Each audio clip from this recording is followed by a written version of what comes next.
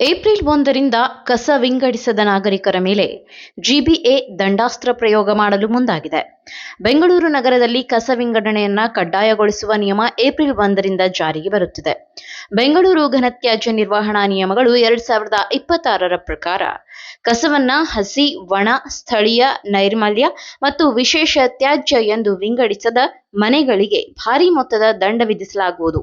ಬಿಎಸ್ಡಬ್ಲ್ಯೂಎಂಎಲ್ ಈ ನಿಯಮವನ್ನ ಕಟ್ಟುನಿಟ್ಟಾಗಿ ಜಾರಿಗೊಳಿಸಲು ಮುಂದಾಗಿದೆ. ಬುಧವಾರದಿಂದ ಕಸ ವಿಂಗಡಣೆಗೆ ವಿಶೇಷ ಕಾರ್ಯಾಚರಣೆ ಆರಂಭವಾಗುತ್ತಿದೆ. ಮೊದಲ ಬಾರಿ ನಿಯಮ ಉಲ್ಲಂಘಿಸಿದರೆ ₹500 ದಂಡ, ಎರಡನೇ ಬಾರಿ ₹1000 ದಂಡ ವಿಧಿಸಲಾಗುವುದು. ಪದೇ ಪದೇ ನಿಯಮ ಉಲ್ಲಂಘಿಸಿದರೆ ಪೊಲೀಸ್ ಠಾಣೆಯಲ್ಲಿ ದೂರು ದಾಖಲಿಸಿ ಕಠಿಣ ಕ್ರಮ ಕೈಗೊಳ್ಳಲಾಗುವುದು ಎಂದು ಬಿಎಸ್ಡಬ್ಲ್ಯೂಎಂಎಲ್ ಎಚ್ಚರಿಸಿದೆ. ಬೆಂಗಳೂರಿನ ಜನರಿಗೆ ಕಸ ವಿಂಗಡಣೆ ಬಗ್ಗೆ ದೊಡ್ಡ ಎಚ್ಚರಿಕೆ ನೀಡಿದೆ. ಬೆಂಗಳೂರಿನಲ್ಲಿ ಪ್ರತಿದಿನ ಲಕ್ಷಾಂತರ ಟನ್ ಕಸ ಉತ್ಪತ್ತಿಯಾಗುತ್ತಿದೆ. ಆದರೆ ಬಹುತೇಕ ಮನೆಗಳಲ್ಲಿ ಕಸವನ್ನ ವಿಂಗಡಿಸದೆ ಮಿಶ್ರ ಕಸವಾಗಿ ನೀಡುವುದು ಸಾಮಾನ್ಯವಾಗಿದೆ. ಇದರಿಂದ ಪೌರ ಕಾರ್ಮಿಕರಿಗೆ ಕಸ ವಿಂಗಡಿಸುವ ಹೊರೆ ಹೆಚ್ಚಾಗುತ್ತಿದೆ. ಮಿಶ್ರ ಕಸ ಸಂಗ್ರಹಿಸುವುದನ್ನು ತಡೆಯಲು ಬಿಎಸ್ಡಬ್ಲ್ಯೂಎಂಎಲ್ ಈ ಕಠಿಣ ನಿಯಮ ಜಾರಿಗೆ ತಂದಿದೆ. ಏಪ್ರಿಲ್ 1ರಿಂದ ಘನತ್ಯಾಜ್ಯ ನಿರ್ವಹಣಾ ನಿಯಮಗಳು 2026 ಅನ್ವಯವಾಗಲಿದೆ.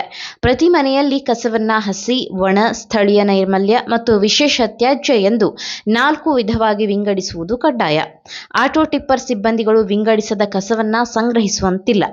ಕಸ ಸಂಗ್ರಹಿಸುವ ಸಿಬ್ಬಂದಿ ಸುರಕ್ಷತಾ ಉಪಕರಣಗಳನ್ನು ಕಡ್ಡಾಯವಾಗಿ ಬಳಸಬೇಕು. ಸಮವಸ್ತ್ರ, ಕೈಗವಸು, ಮುಖಗವಸು, ಗಂಬೂಟ್ ಮುಂತಾದವುಗಳನ್ನು ಧರಿಸಬೇಕು. ಬೆಂಗಳೂರಿನಲ್ಲಿ ಪ್ರತಿದಿನ ಸುಮಾರು 5,000 ಟನ್ಗಳಷ್ಟು ಕಸ ಉತ್ಪತ್ತಿಯಾಗುತ್ತದೆ. ಇದರಲ್ಲಿ ಬಹುತೇಕ ಕಸ ಮಿಶ್ರಿತವಾಗಿರುವುದರಿಂದ ವಿಂಗಡಿಸುವುದು ಕಷ್ಟವಾಗುತ್ತಿದೆ. ಮಿಶ್ರ ಕಸದಿಂದಾಗಿ ಪೌರ ಕಾರ್ಮಿಕರಿಗೆ ಆರೋಗ್ಯ ಸಮಸ್ಯೆಗಳು ಉಂಟಾಗುತ್ತಿದೆ. ಹಾಗಾಗಿ ಇದನ್ನು ತಡೆಯಲು ಬಿಎಸ್ಡಬ್ಲ್ಯೂಎಂಎಲ್ ಈ ಕಠಿಣ ನಿಯಮ ಜಾರಿಗೆ ತಂದಿದೆ. ನೀವು ಸಣ್ಣ ಆಗ್ಬೇಕಲ್ವಾ? ಅದು ಒಂದು ಉತ್ತಮ ಆಹಾರದಿಂದ ಸಣ್ಣ ಆಗ್ಬೇಕಲ್ವಾ? ಪ್ರತಿದಿನ ನಮ್ಮ ಜೀನಿ ಸ್ಲಿಮ್ ನ ಯೂಸ್ ಮಾಡಿ ಯಾವುದೇ ಸೈಡ್ ಎಫೆಕ್ಟ್ ಇಲ್ದಂಗೆ ನೀವು ಸಣ್ಣ ಆಗ್ತೀರಾ.